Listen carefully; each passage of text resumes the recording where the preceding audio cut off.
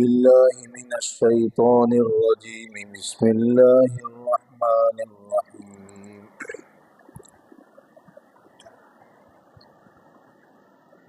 وجاء إخوة يوسف فدخلوا عليه فعرفهم وهم له منكرون ولما جهزهم بجهازهم قال ائتوني بأخ لكم من أبيكم ألا ترون أني أوفي الكيل وأنا خير المنزلين فإن لم تأتوني به فلا كيل لكم عندي ولا تقربون قالوا سنراود عنه أباه وإنا لفاعلون صدق الله العظيم وصدق رسوله النبي الكريم ونحن على ذلك لمن الشاهدين والشاكرين۔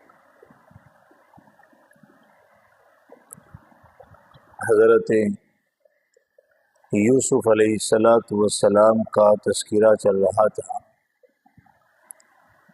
اس سے پہلے والے سبق میں ہم نے پڑھا تھا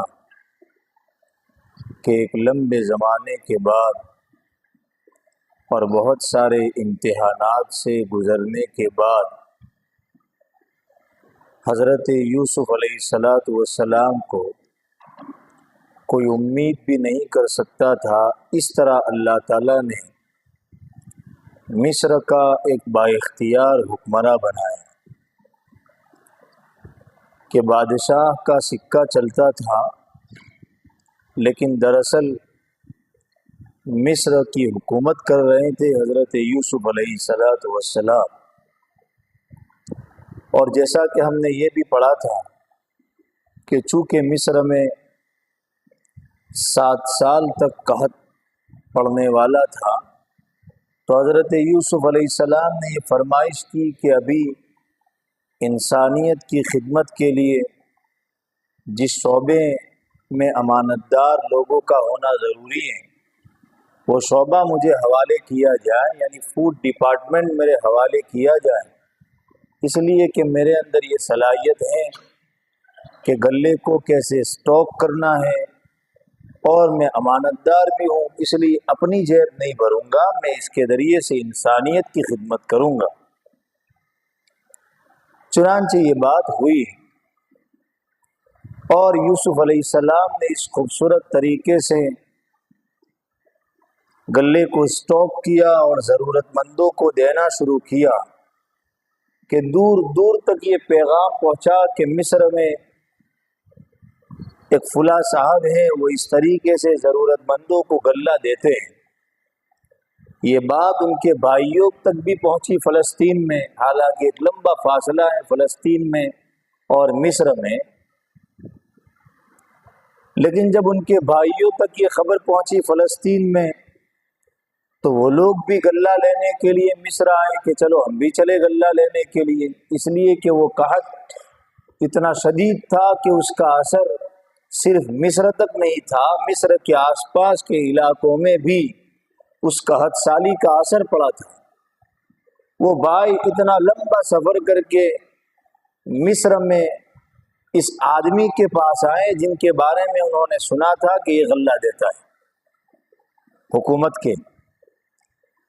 چنانچہ یہ بھائی آئے، ہم نے اس سے پہلے پڑھا تھا کہ بھائیوں نے تو یوسف علیہ السلام کو نہیں پہچانا، اس لیے کہ جب انہوں نے یوسف علیہ السلام کو کنویں میں ڈالا تھا تو یوسف علیہ السلام بہت چھوٹی عمر کے تھے، اور انسان جیسے جیسے بڑا ہوتا ہے اس کی شکل و صورت بھی بہت جلدی بدلتی رہتی ہے۔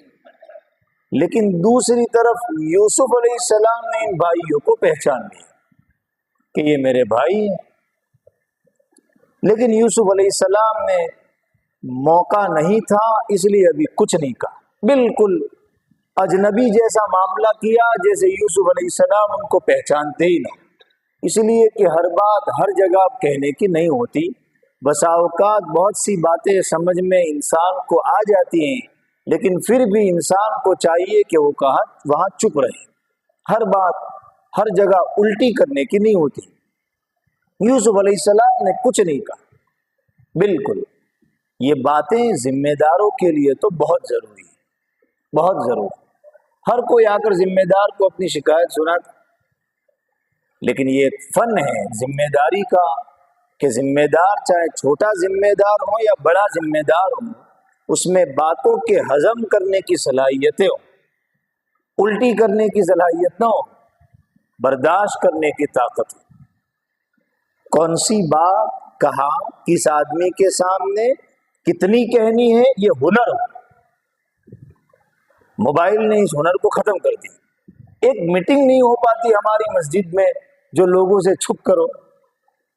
میٹنگ ہوتے ہوئے 15 منٹ نہیں گزرتے, اپنے تو اپنے غیر مسلموں کے واٹس ایپ گروپس میں ہماری میٹنگ کے چرچے ہوتے ہیں. یہ حال ہے. اور ہماری میٹنگ کیا ہوتی ہے؟ لڑائی ہوتی ہے, یہ شور وہ شور. مسجد کے پاس سے گزرنے والا سمجھتا ہے کہ یہ جنرل میٹنگ نہیں ہے, شاید اندر کوئی ہنگامہ ہو رہا ہے. یہ ہیں ہم مسلمانوں کی میٹنگیں بھی. کہاں پہنچ گئے؟ اس لیے اللہ ہمیں حکومت نہیں دے گا جب تک ہمارے اندر حکومت کرنے کے اوصاف نہیں آئیں گے. میں قسم کھا کر کہتا ہوں اللہ ہمیں حکومت نہیں دے گا, نہیں دے گا. سنت نہیں ہے اللہ. یہ حکومت والوں کے لیے ایک یہ بھی عادت ہونی چاہیے کہاں کتنا کیا کیسے بولنا ہے. بالکل کچھ نہیں کہا یوسف علیہ السلام, معمولی بات ہے یہ برداشت, بالکل کام اور ٹھنڈے. کہاں سے آئے بھائی؟ مصر سے. اچھا کتنے بھائی تمہارے ماں باپ ہیں؟ کیسے آئے؟ بالکل اجنبیوں جیسی باتیں یوسف علیہ السلام نے کی. ان کو تھوڑا بہت اگر شک ہوتا بھی تو وہ بھی ختم ہو جاتا, نہیں پہچانا. قرآن اس کو نقل کرتا ہے فَعَرَفَهُمْ وَهُمْ لَهُ مُنْكِرُونَ. یوسف علیہ السلام نے ان کو پہچانا, یہ یوسف سے ناواقف تھے, اور یوسف علیہ السلام نے ان کو اپنا مہمان بنایا اور جَهَّزَهُمْ بِجَهَازِهِمْ بھر کر ان کو. میں اس کی تفصیلات زیادہ اس لیے نہیں بتاتا کہ اس کا مذاکرہ ہم نے کیا تھا. بھر کر یوسف علیہ السلام نے ان کو راشن دیا, غلہ دیا. اور جب جانے لگے تو چونکہ باتوں باتوں میں یوسف علیہ السلام نے پوچھا ہوگا کتنے بھائی ہو, تو انہوں نے کہا ہوگا کہ ہمارا ایک اور بھائی بھی ہے لیکن وہ اپنے گھر ہے. ایک اور بھائی تھا جس کو بھیڑیا کھا گیا, یہ بھی کہا ہوگا. پھر بھی کتنا برداشت کیا. عجیب بات, نہ کھڑے ہوتے. یوسف علیہ السلام وہی حاکم تھے اور سپاہیوں کو بلاتے ہیں اور سیکیورٹی گارڈز کو بلاتے ہیں اور کہتے ہیں ان کو پکڑو. بالکل جذبات عقل کو کھا جاتے ہیں, جوش ہوش کو کھو بیٹھتا ہے. یہ دونوں چیزیں جمع کبھی نہیں ہوتی. بہت جوش ہے مسلمانوں میں, عقل مندی غائب ہے. وجہ یہی ہے جہاں جوش آیا عقل مندی گئی, رخصت ہو جائے گی, سوال ہی پیدا نہیں ہوتا. غصے والا آدمی کبھی صحیح فیصلہ نہیں لے سکتا, ایک مایوس آدمی صحیح فیصلہ نہیں لے سکتا, اور ایک غصے والا آدمی کبھی صحیح فیصلہ نہیں لے سکتا. آج کے اکثر مسلمان یا تو مایوس ہے یا غصے میں, اس لیے وہ صحیح فیصلہ نہیں لے پاتے. تو یوسف علیہ السلام نے کہا جاتے جاتے ائتونی بأخ لکم من ابیکم. دیکھو تمہارا باپ شریک بھائی میرا نہیں, اپنی طرف کہہ رہے ہیں جیسے ان کا تو بھائی ہو ہی نہ. ارے یوسف علیہ السلام, مسلمان عقل مند ہوتا ہے, مسلمان بے وقوف نہیں ہوتا ہے, مسلمان جلدی دھوکہ نہیں کھاتا. آج دنیا میں ہمارے بعد میں یہ تاثر ہے کہ اگر کوئی قوم بے وقوف بنتی ہے تو وہ مسلمان. ہر نیتا ہم کو بے وقوف بناتا ہے, ہر نیتا. وہ وائٹ کرتا پہن کے آ جاتا ہے, ٹوپی لگا کے آ جاتا ہے, سلام کر لیتا ہے, افطار پارٹی کر لیتا ہے, کچھ دعوت دے دیتا ہے, کچھ رمضان مبارکباد دے دیتا ہے. مسلمان ماشاءاللہ ایسی کمنٹ کرتے ہیں کہ جیسے ابھی ان کے ہاتھ پر بیعت کر لیں گے. یہ ہماری ذہنی سطح ہے.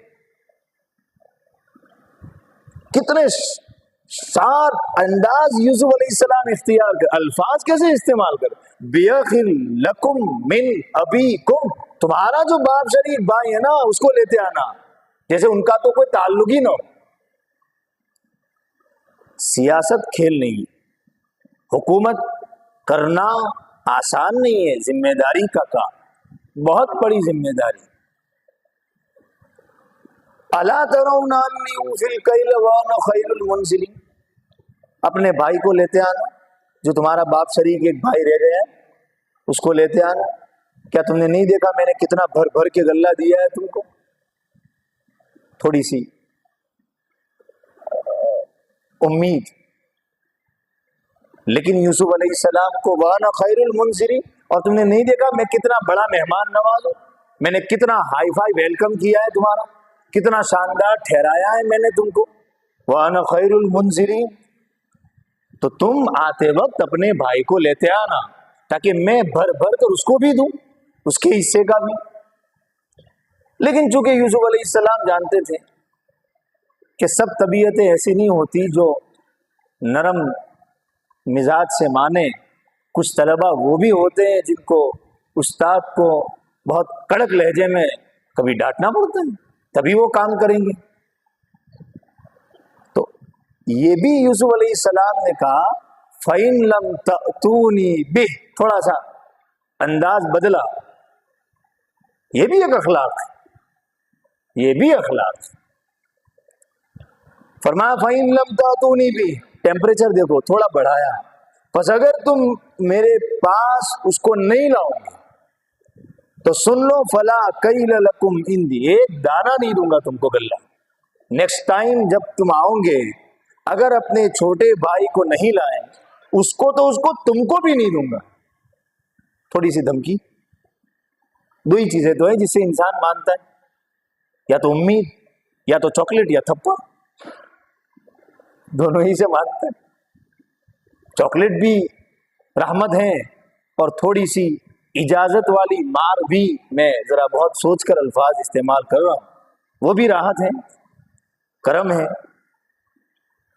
ولا تقربون، دانا تو گلہ میرے قریب بھی نہیں آنے دوں گا اگر تم اپنے بھائی کو نہیں لائیں۔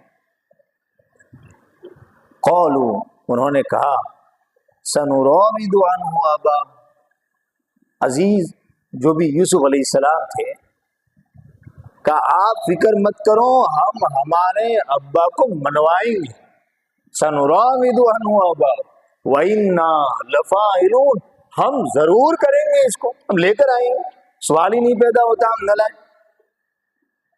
لیکن دیکھو یوسف علیہ السلام کو ابھی بھی شک تھا کہ ہو سکتا ہے یہ نہ لائے، چونکہ وہ جانتے تھے ان کی طبیعتوں سے۔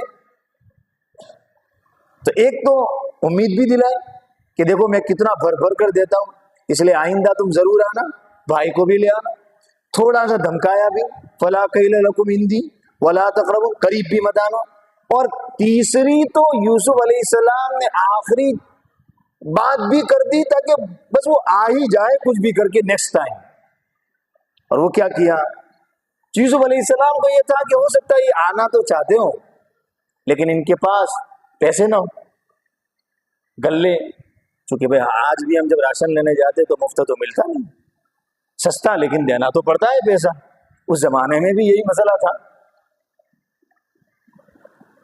تو یوسف علیہ السلام کو یہ تھا کہ ہو سکتا ہے یہ آنا چاہتے ہو لیکن ان کے پاس آئندہ آنے کے لیے پیسوں کا انتظام نہ ہو۔ وہ بھی یوسف علیہ السلام نے وہ بھی عذر نہیں چھوڑا ان کے لیے، اب ان کو نہیں دیا کہ لو تم لے جاؤ، نہ۔ کتنی عقل مندی ٹپکتی ہے یوسف علیہ السلام کی ایک ایک بات، دینداری کی بات نہیں کر رہا ہوں میں، عقل مندی، کیا ذہانت ہے یوسف علیہ السلام۔ وقال لفتیان، یوسف علیہ السلام نے اپنے ایک نوجوان نوکر کو بلایا اور کہا، قرآن اشارہ کر رہا ہے، وقال لفتیان، یوسف علیہ السلام نے اپنے نوجوان خادم سے کہا، پتا چلا نوکر اور خادم یہ نوجوان ہونا چاہیے، بوڑھا تو خود محتاج ہو کیا خدمت کرے، اس کو تو ہمیں سنبھالنا پڑے گا۔ آپ کسی بوڑھے آدمی کو نوکر رکھیں گے اپنی دکان پر، وہ ٹیبل پر چڑھ پائے گا، وہ سامان اتار پائے گا اوپر سے، عجیب بات ہے۔ قرآن نے بار بار یہ لفظ کہا، دیکھو قرآن کیا نہیں سکھاتا، اپوائنٹمنٹ کیسے کرنا ہے یہ بھی قرآن سکھاتا ہے۔ اس کا یہ مطلب نہیں ہے کہ بوڑھے حضراتوں کی ضرورت نہیں ہے، لیکن یہ کہ کچھ الگ الگ کام ہوتے ہیں جہاں نوجوان کام کر پاتے ہیں، جہاں کچھ بوڑھے کام کر پاتے ہیں، ہر ایک کا اپنا اپنا ایک فیلڈ ہوتا ہے۔ خدمت کرنے کے لیے نوجوانی کی ضرورت ہے۔ موسیٰ علیہ السلام نے بھی سورہ کہف میں وقال موسیٰ لفتیٰ، موسیٰ علیہ السلام نے اپنے نوجوان خادم سے کہا، عجیب بات ہے، یہ بار بار قرآن اشارہ کرتا۔ یوسف علیہ السلام نے کہا اجعلوا بضاعتهم فی رحالہم، دو بھئیے جو انہوں نے قیمت دی ہے نا ابھی غلہ دیتے وقت، ابھی غلہ لینے کے لیے انہوں نے جو قیمت ادا کی ہے، ایک کام کرو اس پیسوں کو واپس انہی کے سامان میں چپکے سے رکھ دو، ان کے ہاتھ میں نہیں، ان کے سامان میں، تاکہ اور زیادہ اخلاص سمجھ آئے ان کو کہ کتنا مخلص آدمی ہے یہ یوسف نام کا جو غلے کا وزیر ہے، وہ کتنا مخلص آدمی ہے کہ ہم کو بھر بھر کے بھی دیا اور ہم کو تو پیسے بھی واپس کر دیے۔ وہ نہیں سمجھ پا رہے یوسف علیہ السلام یہ کیوں کر رہے، لگائے کسی کو فتویٰ لگانا ہو تو یوسف کو، یہ چیزیں ضروری ہے، رکھ دیا کیا رکھ دو۔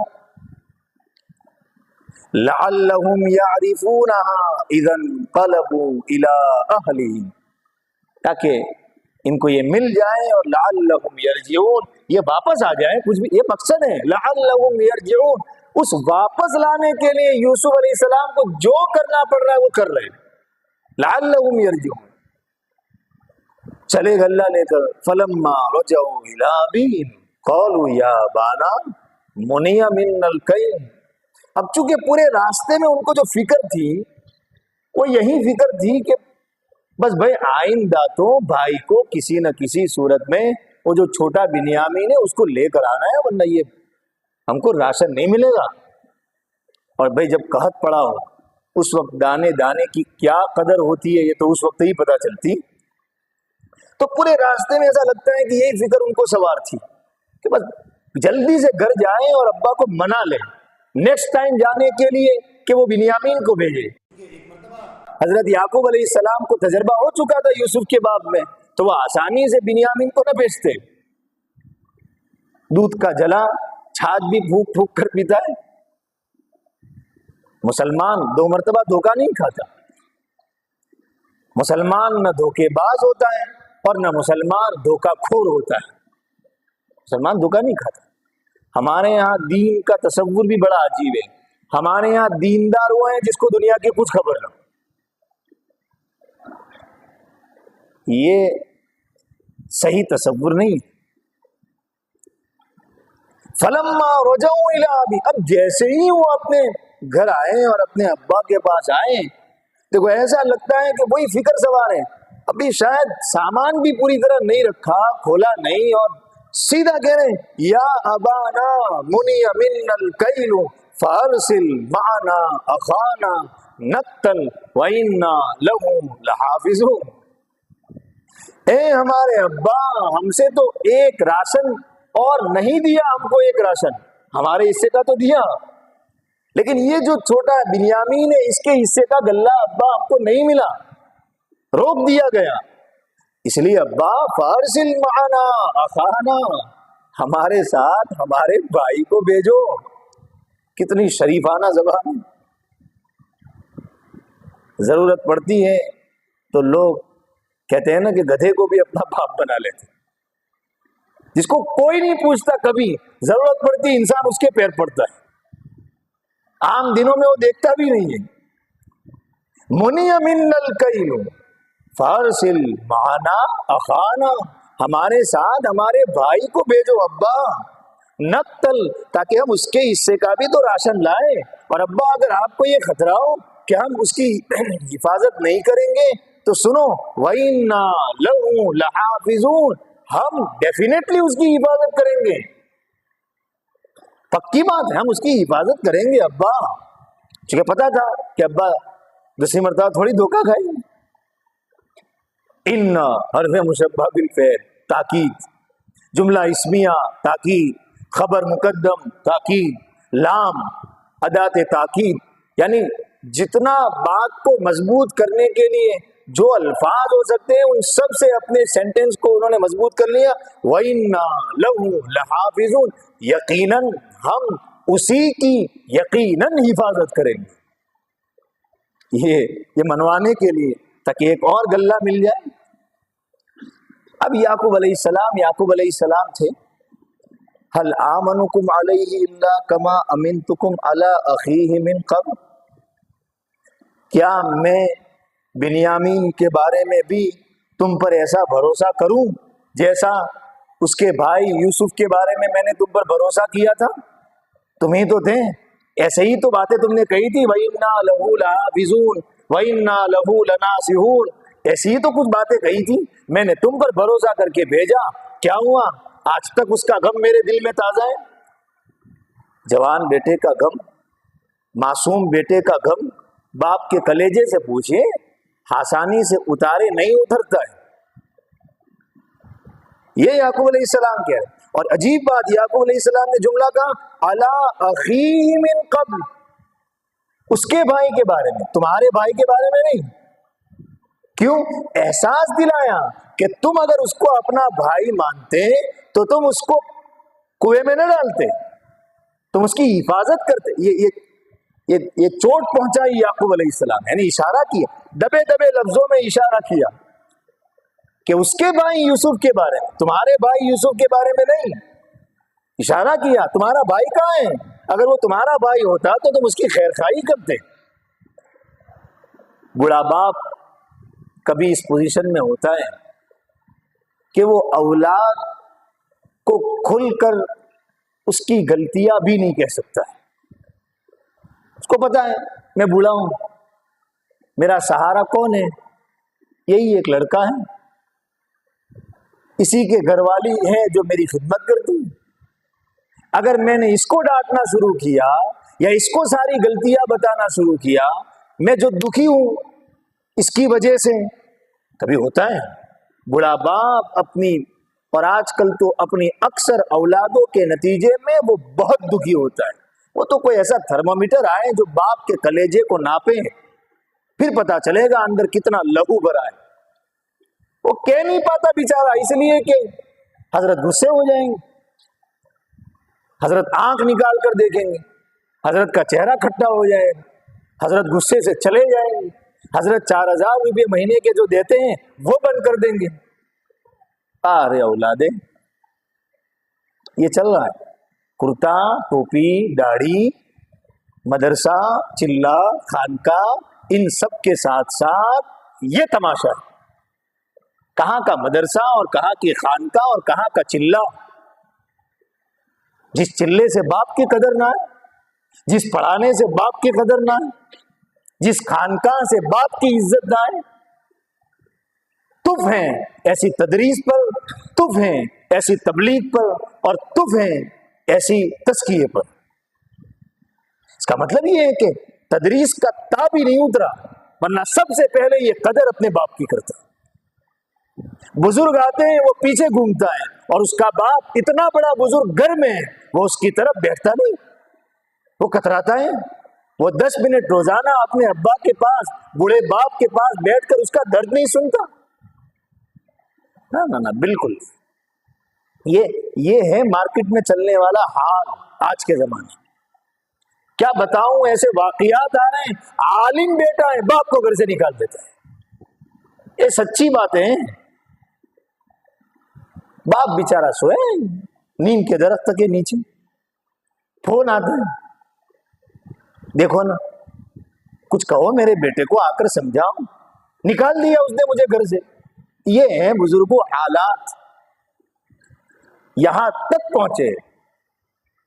اور رہی یہ بات کہ ابا کا مزاج ایسا ہے, تو صاحب آپ کا بھی مزاج تو کچھ ٹھیک نہیں تھا بچپن میں. آپ بھی تو ضدی تھے, آپ بھی تو اڑ جاتے تھے. آپ کے ابا نے تو اسی ضد کے ساتھ آپ کو بڑا کیا ہے, آپ کے ابا نے تو اسی نخروں کے ساتھ آپ کو پالا ہے. تو کیا اس لیے ابا کو صحیح کرنے کی کوشش کے بجائے ابا کے مزاج کو سمجھ کر ان کے مزاج کے مطابق ان کی خدمت کی ضرورت ہے. ہاں وہ ابا کی کمی ہے کہ ان کو اپنا مزاج ٹھیک کرنا چاہیے، وہ ان کو دیکھنے کا ہے، لیکن اولاد اس لیے چھوٹ پڑے کہ میرے ابا جلدی غصے ہو جاتے ہیں اس لیے میں ان کی خدمت نہیں کروں گا، یہ دینداری نہیں ہے، یہ بالکل دینداری، یہ سبق دیتا ہے۔ کتنے دکھی ہیں یعقوب علیہ السلام، هل آمنکم علیہ الا کما امنتکم علی اخیہ من قبل، کیا میں ایسا بھروسہ کروں تم پر جیسا میں نے اس کے بھائی یوسف کے بارے میں کیا تھا، اور سنو اگر بھیجوں گا تو تم پر تو مجھے 1 روپیے کا بھروسہ نہیں ہے، فاللہ خیر حافظا، اگر میں نے بھیجا تو وہ بھی اللہ کے بھروسے پر بھیجوں گا، تمہارے بھروسے پر نہیں، تم کتنی ہی قسمیں کھاؤ، فاللہ خیر حافظ وہو ارحم الراحمین، اور وہی تو ہے بڑا مہربان۔ اسی لیے تو شروع میں یعقوب علیہ السلام نے کہا تھا انما اشکو بثی وحزنی الی اللہ، میں تو اپنا غم بیٹو تم سے نہیں کہوں گا، میں تو اپنا غم اللہ کو سناؤں گا، واللہ المستعان علی ما تصفون، اور اللہ ہی تو ہے جس سے مدد چاہنی چاہیے، یہاں بھی یہی فرما ہے وہو ارحم الراحمین۔ دکھوں کا برداشت کرنا اس آدمی کے لیے بہت آسان ہو جاتا ہے جس آدمی کا یقین اللہ کی ذات پر مضبوط ہوتا ہے، اور دکھ اس آدمی کو بہت بھاری لگتے ہیں جس آدمی کا اللہ سے یقین کمزور ہوتا ہے۔ ایسا آدمی پھر خودکشی نہیں کرتا چاہے کتنے ہی سخت حالات، وہ اپنا دکھ مخلوق کو تو نہیں کہنا چاہیے، وہ خالق سے کہتا ہے۔ یہ اب یہ تو آتے ہی بات چیت ہوئی ابا سے، تاکہ مان جائے تو پہلے مسئلہ تو حل ہو جائے، اس کے بعد آرام سے، تاکہ یہ ٹینشن نہ رہے کہ اب واپس سے اجازت لینے۔ وَلَمَّا فَتَحُوا مَتَاعَهُمْ، ایسا لگتا ہے کہ انہوں نے سامان کچھ نہیں کھولا، پہلے آتے ہی ابا سے وہ اصل فکر کے مسئلے کی بات کی، اب جا رہے ہیں اپنے سامان کے پاس، اب کھول رہے ہیں۔ وَلَمَّا فَتَحُوا مَتَاعَهُمْ وَجَدُوا بِضَاعَتَهُمْ، دیکھا کہ یہ تو پیسے بھی واپس ملے ہم کو، یوسف علیہ السلام نے وہ چوری چھپے اندر پیسے رکھوا دیے تھے اپنے خادم کے دل میں، کہ تو پیسے بھی ردت الیہم، اب پھر بھاگے اپنے ابا کے پاس آئے۔ بار بار دیکھیے آپ، بچے کو کہیں گھومنے جاتا ہو تو وہ اپنے ابا کو دن میں 5 فون کرے گا، آئے دن ایک بھی نہیں کرے گا، لیکن جب بچے کو ابا سے کہیں گھومنے جانے کی اجازت لینی ہو تو وہ خیریت بھی پوچھے گا اور حال چال بھی پوچھے گا، اور ابا کے بتانے سے پہلے پانی بھی لائے گا اور سب کرے گا۔ وہ خدمت نہیں ہو رہی ہے، وہ خدمت کے چکر میں رشوت ہے۔ رشوت کا مطلب یہ ہلکی پھلکی رشوت جو چلتی ہے، کون ہو یہ تو فوراً بھاگے ابا کے پاس۔ قرآن ہمارے اور آپ کے گھروں کے حالات بتاتا ہے، قرآن کوئی آسمان کے اوپر کی بات نہیں کرتا، یہ ہمیں زمین پر عمل کرنے کے لیے دیا گیا ہے، خالی مرنے کے بعد کام آئے اس لیے نہیں، تاکہ زمین پر ہم عمل کر سکے اس پر۔ واپس بھاگے آئے گا، یا ابانا، اے ہمارے ابا، دیکھ رہے ہیں آپ بار بار، ما نبغی، اب تو اور کیا چاہیے ہمیں، ہذہ بضاعتنا ردت الینا، اب تو پیسے بھی واپس مل چکے ابا، ونمیر اہلنا، ہم جائیں گے غلہ لائیں گے، اور پھر وہی بات ونحفظ اخانا، اور ہم ہمارے بھائی کی حفاظت کریں گے ابا۔ یعقوب علیہ السلام نے تو کچھ بھی نہیں کہا، وہ سامنے سے بار بار کہہ رہے کوئی فکر، نحفظ اخانا ونزداد کیل بعیر، اور ہم 1 اونٹ کا غلہ یعنی 1 راشن زیادہ لائیں، چونکہ ممبر بڑھے گا تو راشن بڑھے گا، راشن کارڈ میں نام زیادہ ہوتا ہے تو کلو بڑھ جاتا ہے، یہی بات، یہی سسٹم ہے۔ ذالک کیل یسیر، اور ابا یہ جو غلہ ملا ہے نا ہم کو اس مرتبہ ہم جو لائیں یہ تو بہت تھوڑا ہے، یہ تو ابھی ختم ہو جائے گا، اس لیے ہمیں آئندہ جب ہم آپ بھیجیں تو اب بنیامین کو بھی ہمارے ساتھ بھیجو تاکہ اس کے غلے کا اتنا راشن زیادہ ہے۔ اب یعقوب علیہ السلام بھی یعقوب علیہ السلام ہے، لن نرسلہ معہ، ہرگز نہیں بھیجوں گا میں اس کو تمہارے ساتھ۔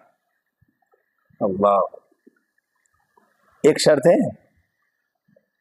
ایک شرط، حتی تؤتونی موثقا من اللہ، اللہ کی قسم کھاؤ کہ تم اس کی حفاظت کرو. جیسے بھی تھے نبی کے بیٹے تھے، اللہ کی یاد تو تھی، اس لیے اللہ کو بیچ میں لائے. نکاح میں بھی اسی لیے اللہ کے نام کو بیچ میں رکھا جاتا ہے تاکہ دلہے کو یہ یاد رہے کہ میں کس کو گواہ بنا رہا ہوں، دلہن کو یہ یاد رہے میں کس کو گواہ بنا رہی ہوں. اللہ کا نام معمولی نہیں ہے، وہ تو اس زمانے میں قسم کا عام رواج ہو گیا. ہم نے تو اللہ کے نام کا بھی مس یوز کیا ہے، سستا بنا دیا ہے. تو یہ یعقوب علیہ السلام نے قسم کھاؤ اللہ کی، لتأتوننی بھی، کہ تم اس کو ضرور واپس لاؤ گے، الا ان یحاط بکم. اب ایک طرف تو شرط لگا رہے، ایک طرف شرط لگا رہے ہیں کہ قسم کھاؤ تم، لیکن دوسری طرف یہ بھی تو آ رہا ہے کہ انہوں نے کچھ نہیں کیا، خود سے اگر میرے بیٹے کو کچھ ہو گیا تو پھر ان کا قصور نہیں ہے. تو ہوتا ہے نا. اس لیے یہ بھی کہہ رہے ہیں کہ الا ان یحاط بکم، ہاں اگر تم مجبور ہو جاؤ تو الگ بات ہے، پھر وہ میں کچھ نہیں کہتا، لیکن تم اپنی سی پوری کوشش کرو گے بنیامین کو واپس لانے کی. کیا نپے تلے الفاظ ہیں.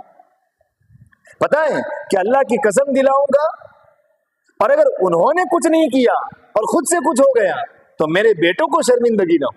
الا ان یحاط بکم. دیکھو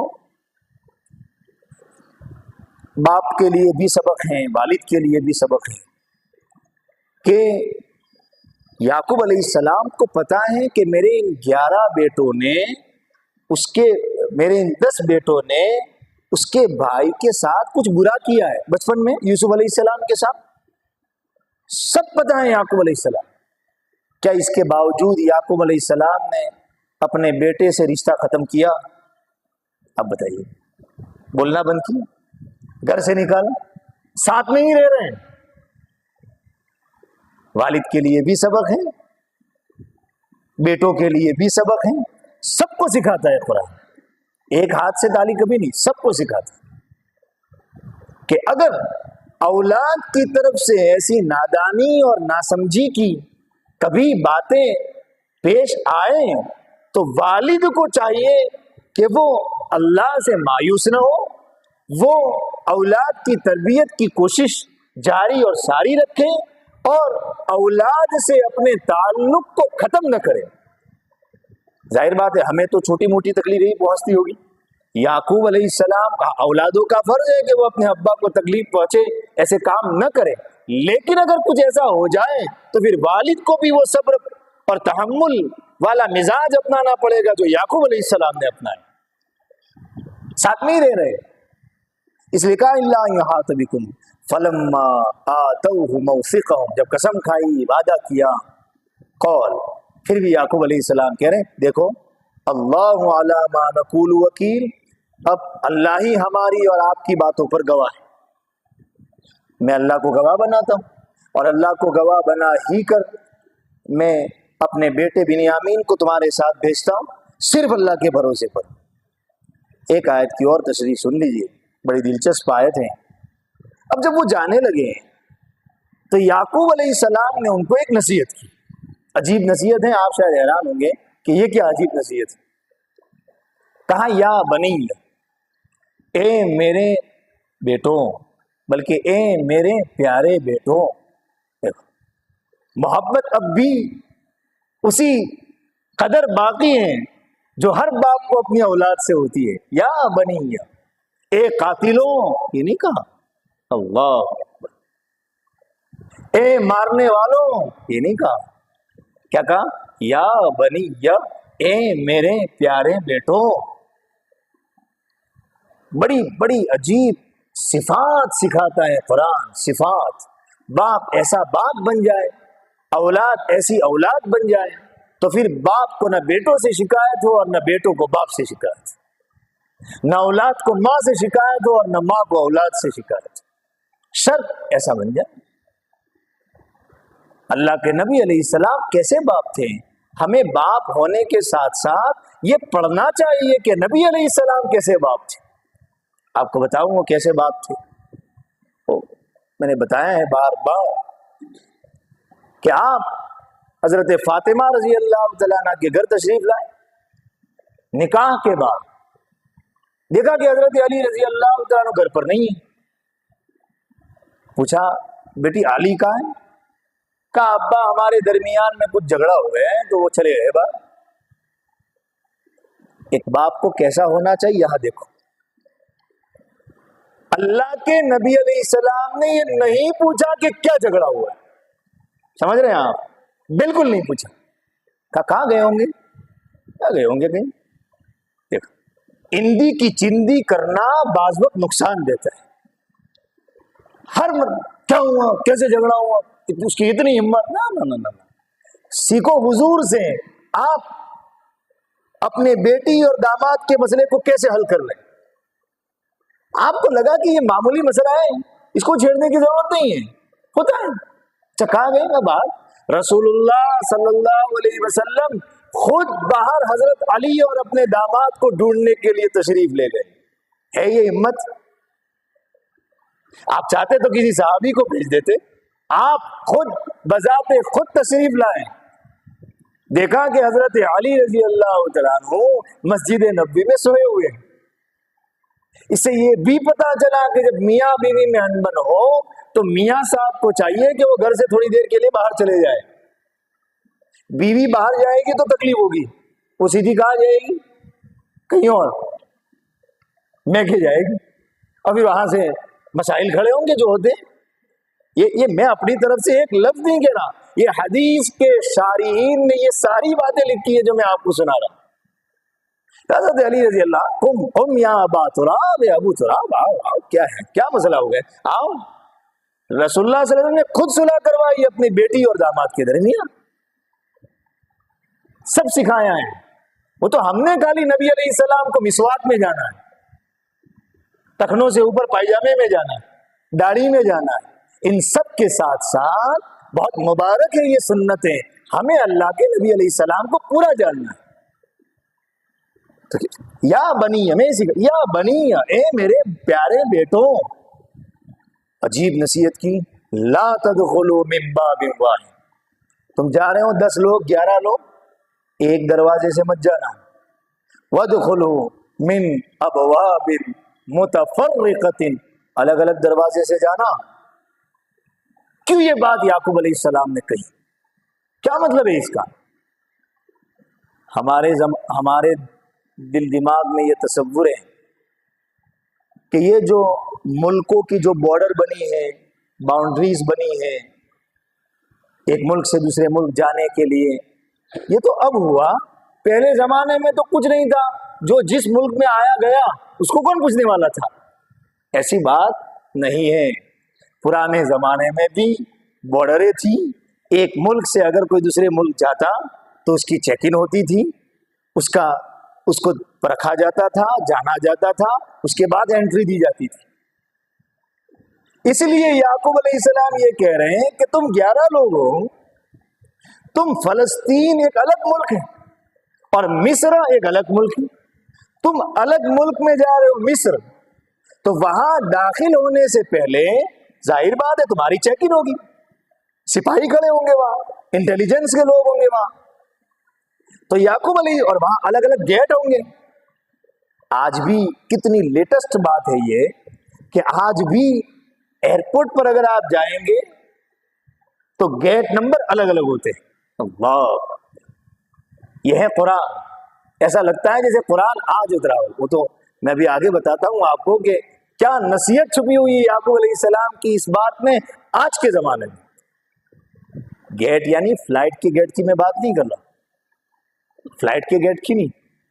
ہم لوگ جب چیک ان کراتے ہیں تو پاسپورٹ وغیرہ دے کر جو جہاں سکہ لگتا ہے، جہاں سامان ہمارا چیک کیا جاتا ہے، بیگ رکھی جاتی ہیں، لوڈ چیک کیا جاتا ہے، وہاں چونکہ 5-6 اسٹال لگے ہوتے الگ الگ، ایک ہی فلائٹ کے، سب کے، انڈیگو کے، جیٹ ایئر ویز کے، سب الگ الگ ایک ہی کے. یہاں جا سکتے ہیں آپ، یہاں بھی جا سکتے، یہاں بھی جا سکتے، یہاں بھی جا سکتے. کیا خوبصورت بات یعقوب علیہ السلام نے کہی کہ دیکھو ایک گیٹ سے مت جانا تم. کیوں؟ کیا خطرہ تھا یعقوب علیہ السلام؟ دو وجہ ہمارے مفسرین نے نقل کی. ایک وجہ تو یہ ذکر کی کہ یعقوب علیہ السلام یہ چاہتے ہیں کہ دیکھو تم 11 بھائی ہو, بہت اشاد بشاد ہے. فلسطین کے لوگ بڑے خوبصورت ہوتے ہیں, شام کا علاقہ اندر کی خوبصورتی کا بھی ہے اور باہر کی خوبصورتی کا بھی ہے. علاقے ہوتے ہیں, ہر علاقے کی اپنی کچھ خصوصیات ہوتی ہیں. کشمیر کی اپنی کچھ خصوصیات. تو یعقوب علیہ السلام نے یہ کہا کہ دیکھو تم ایک گیٹ سے اگر جاؤ گے, ایک دروازے سے داخل ہوں گے, تو ہو سکتا ہے کہ تم 11 لوگوں کو ایک ساتھ اگر کوئی دیکھے گا تو اس کی نظر تم کو لگ جائے گی. اللہ, تو نظر نہ لگے اس لیے ایک اس گیٹ سے, ایک اس گیٹ سے, ایک اس گیٹ سے. اکیلا آدمی ہوگا تو کوئی فرق نہیں پڑے گا. اس لیے کہ حدیث شریف میں آتا ہے العین حق, کہ نظر لگنا یہ حق ہے. ضروری نہیں ہے کہ ہر رونے والے بچے کو نظر ہی ہو, لیکن نظر لگنا بھی حق ہے. اب جب نظر کی بات آتی ہے, نظر کیا چیز ہے؟ اس دنیا میں سب سے طاقتور اگر مخلوق اللہ نے کوئی بنائی ہو تو وہ حضرت انسان ہے. سب سے طاقتور. سورج بھی اس کے سامنے چھوٹا ہے, اسی لیے تو اس نے سورج کی کرنوں کو کس میں بند کر دیا؟ سولار میں بند کر دیا.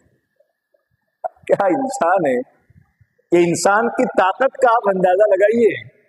سورج کی روشنی کو بھی پکڑ کے اس نے سولار میں بند کر دیا. میں جب چاہوں گا تجھے یوز کروں, ہوا کو ٹیوب میں بھر دیا اور آگ کو پانی سے ملا کر بھاپ بنا دیا, پتہ نہیں وہ توڑ پھوڑ کرتا ہی رہتا ہے کچھ نہ کچھ. ہوائی جہاز کو اس نے ہوا میں اڑتا کر دیا, ٹن لوہے کو ہوا میں اڑتا کر دیا, ٹن لوہے کو اس نے سمندر میں تیرتا کر دیا. یہ انسان ہے. میں اور آپ معمولی نہیں ہے, اللہ نے ہمیں غضب کا بنایا. ہاتھی جیسا, ہاتھی ڈیل ڈول دکھنے والے کو بھی ایک اشارے پر نچاتا ہے. وہ گھوڑے جیسی طاقتور ترین مخلوق کو بھی اس کے اوپر بیٹھ کر وہ دوڑاتا ہے, نچاتا ہے. اس کا مطلب یہ ہوا کہ وہ ہے غضب کی مخلوق یہ انسان, اور اسی کے لیے تو یہ سارا چل رہا ہے. انسان جیسے طاقتور ہے, انسان کی جو روح ہے, انسان کی طرف سے اٹھنے والی جو چیزیں ہیں وہ بھی اتنی ہی طاقتور ہیں. سنو کیا ہوتا ہے اس کے نتیجے میں. انسان اگر اندر سے بہت برا ہوتا ہے, حسد, تکبر, بغض, یعنی دل پورا, وہ صرف شکل انسان کی اندر سے پورا وہ جانور ہے. حسد بھرا ہوا ہے, غصہ بھرا ہوا ہے, کینہ بھرا ہوا ہے, دشمنی بھری ہوئی ہے.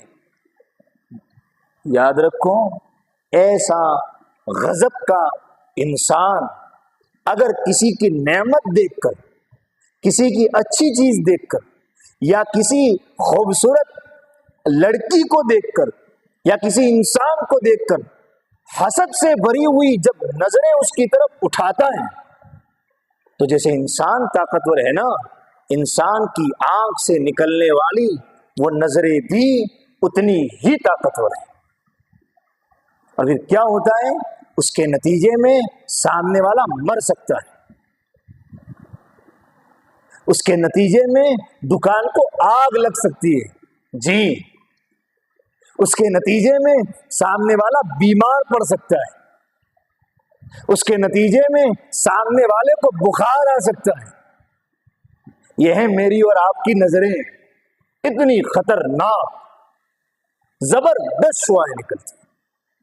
وہی وہ انسان, حدیث میں واقعات بھی اس کے متعدد ملتے ہیں. غور کیجیے آپ, اللہ کے نبی علیہ السلام نے تفصیل نہیں بتائی. آپ نے تو خالی کسی کو نظر لگی تھی تو ان سے وہ خاص پانی کچھ کرایا, مجھے وہ حدیث یاد نہیں ہے لیکن آپ نے کرایا.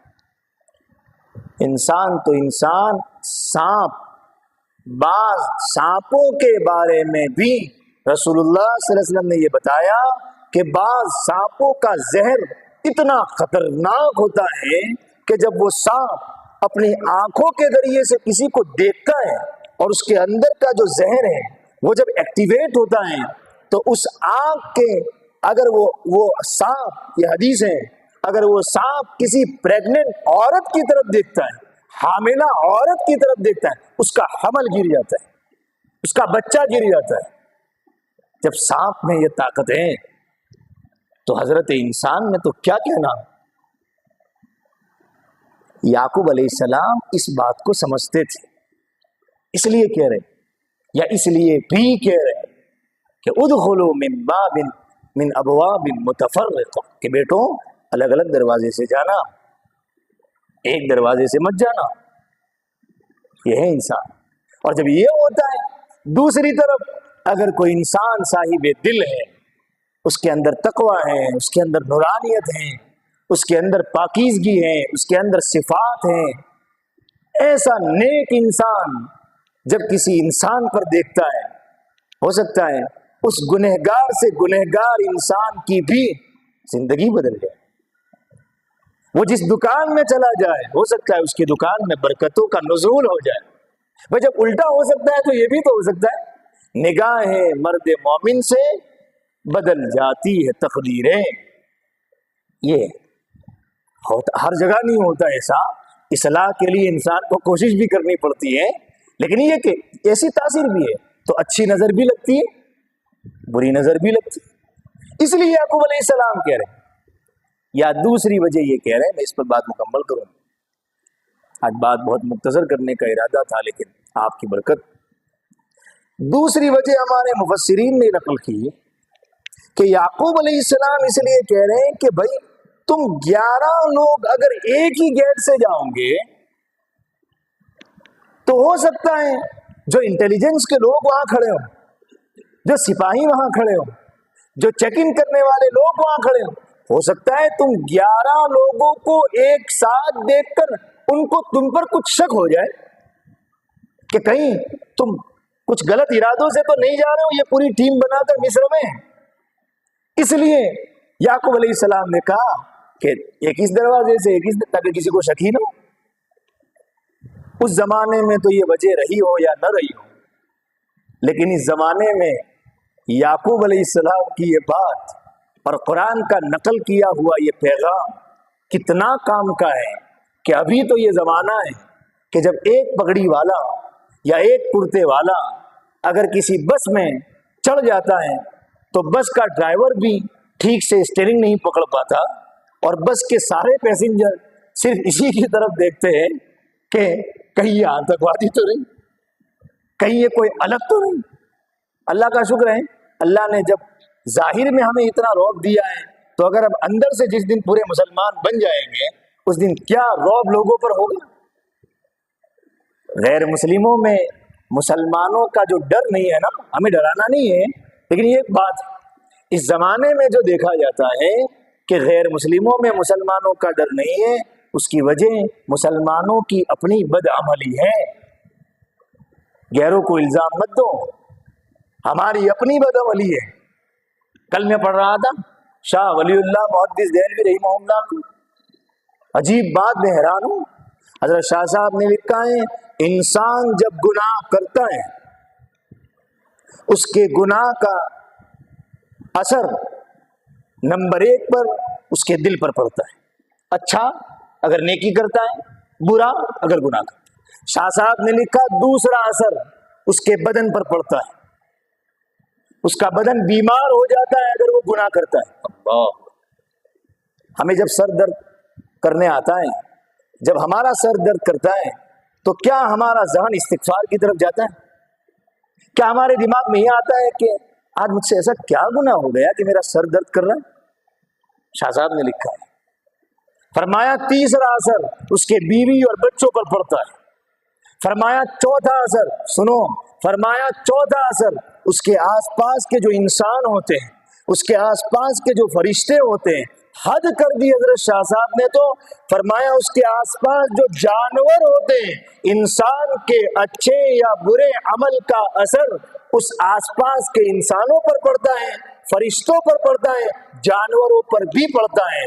مطلب یہ کہ وہ انسان اس کے ساتھ اچھا سلوک کرتے ہیں اگر وہ نیک اعمال کرتا ہے، اور وہ انسان اس کے دشمن بن جاتے ہیں اگر وہ برے اعمال کرتے ہیں. گدھا بھی لات مارتا ہے. یہ ہمارے لیے چاہے ایک نارمل بات ہے. یہ ہو سکتا ہے اس کی یہ لات میرے کسی عمل کی نحوست ہو جو اس پر پڑی ہے اور اس کے دل میں یہ بات آئی کہ اس کو مارو لات. یہ جڑا ہوا ہے، وقت نہیں ورنہ میں اس کو. اور کیا راز ہے اس میں، کیا سسٹم ہے؟ یہ جو ہم نے سوچا ہے نا کہ عمل کا بدلہ تو خالی آخرت میں ملے گا، یہ غلط تصور ہے. یہاں ملے گا، یہاں پہلے، پھر آخرت میں. تو اس لیے تو آج کل تو حالات ایسے. ہم لوگ جب ازبکستان گئے، آپ کو کیا بتاؤں، میں اپنے تجربے کی بات بتا. تو ہم لوگ جب صرف ہم تو 5 تھے، 5 ہم 5 بھی اگر ایک ٹیبل پر کھڑے ہو جاتے تھے تو وہ چاروں کے چاروں ہماری طرف دیکھیں، کہاں سے آئے ہو، کہاں جانا ہے، کون ہے آپ لوگ، کیا ہے. تو ہم نے خود یہ ترکیب کی کہ بھائی ہمیں ٹیبل پر نہیں رہنا. ایک اپنا پاسپورٹ چیک ان یہاں کرا، ایک یہاں کرا، ایک یہاں کرا، ایک یہاں کرا. یہ من ابواب متفرقہ. اگر ساری جماعت 15-16 لوگوں کی بیرون جانے والی ہو اور یہ خطرہ ہو کہ سب ساتھ میں جائیں گے، تو ہو سکتا ہے انٹیلیجنس کے لوگ ایکٹیو ہو جائیں اور نہ جانے دیں. تو کوئی بات نہیں، ایک صبح کی فلائٹ سے جائیں، ایک شام کی فلائٹ سے جائیں، ایک آج جائیں، ایک کل جائیں، ایک گیٹ نمبر 1 سے، ایک گیٹ نمبر 2 سے، ایک گیٹ نمبر 3 سے جائیں. کس کو شک ہو؟ یہ ہے من ابواب متفرقہ، الگ الگ دروازوں سے جاؤ. اللہ تعالیٰ ہمیں توفیق عطا فرمائے. اب چونکہ گرمیاں یہ شروع ہو رہی ہے، اس لیے رات کا وقت بھی بہت کم رہتا ہے، اس لیے میں تفسیر مختصر ہی کروں گا. لیکن چونکہ مضمون ایسا تھا اور